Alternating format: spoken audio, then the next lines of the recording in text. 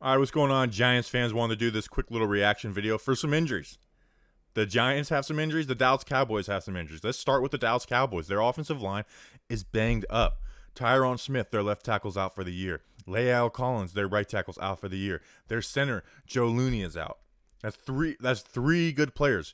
In fact, they might even move Zach Martin out to left tackle. We'll see. But as of now, at left tackle, they'll be starting Brandon Knight. Second year, undrafted free agent out of Indiana.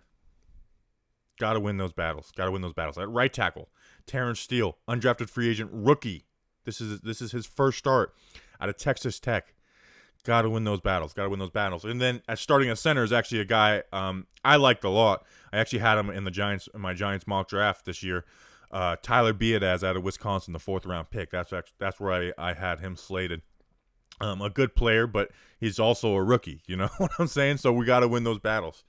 But on the other side, the Giants are out without Oshane Ximines. He's out. They put him on IR. I'm sure he'll be back at some point this season, or at least I hope so. But he's out.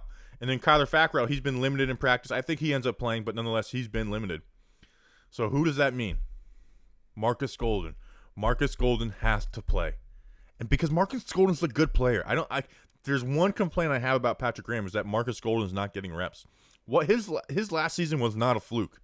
Look at his years before his ACL injury. He had 10 sacks last year, 13 tackles for a loss, 27 QB hits.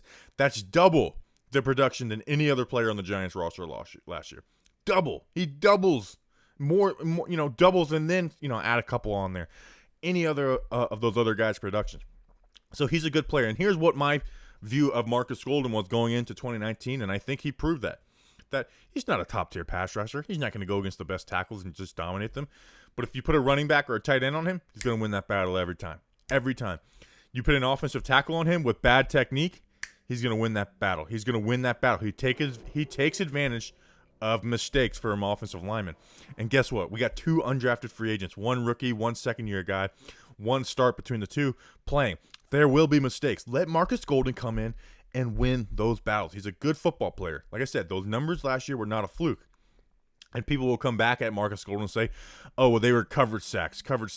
We got some of the worst coverage in the NFL. So if he can get coverage sacks with what James Bettcher was doing on the back end last year, then imagine what he can do now that we have James Bradbury and Patrick Graham, who we can trust. And I think this is a game where you have to trust the guys up front because of that 3-headed monster Dallas has. CeeDee Lamb, Amari Cooper, and Michael Gallup. Now, James Bradbury's at the point where we just totally trust him no matter what. So we kind of trust him on Amari Cooper. He's been following guys all over the field. I mean, look at Allen Robinson's numbers for the year. He's having an awesome year, but when he played against James Bradbury, he was basically just totally shut out. Had an interception on him. So we trust Bradbury. But the other 2 we don't trust. Like Darnay Holmes, he's a rookie. He's going to have rookie mistakes. He's on CeeDee Lamb. That's a hard matchup. And I get CeeDee Lamb's a rookie as well. But that's going to be a tough matchup for him. I'm not totally just trusting him out there. And then Ryan Lewis, who had a good debut against the Rams, but he wasn't he didn't prove anything yet. It was a good debut. It's better than anything we've seen from Yeadham and Ballantyne this year. So that's good. But he has a bigger test than Michael Gallup this year, who's averaging over 20 yards per catch. And this Dallas offense is averaging a ton of points. Dak is averaging 444 yards per game.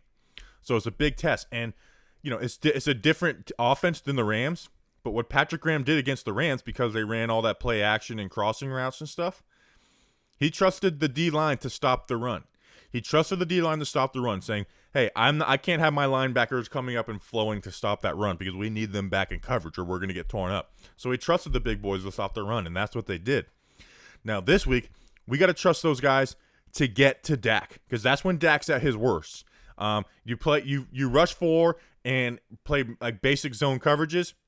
Dak eats that up alive. Look at the splits between bad teams and good teams last year. It's like 2 different players.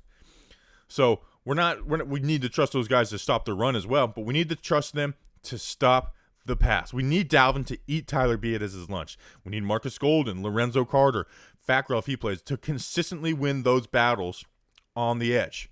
And we need Leo and Dex to be good. We don't need them to be great, but be good to make sure those guards are occupied with them and not helping out the offensive tackles. So we need those guys to get to the passer, get to Dak consistently.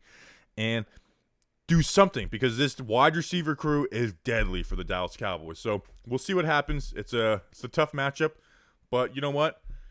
We got our defense we've been proud of this year. So Patrick Graham, if you can call a good game this week, you should be getting head coaching calls, because he has been extremely impressive. All right, we'll see you guys tomorrow. Let's go Big Blue.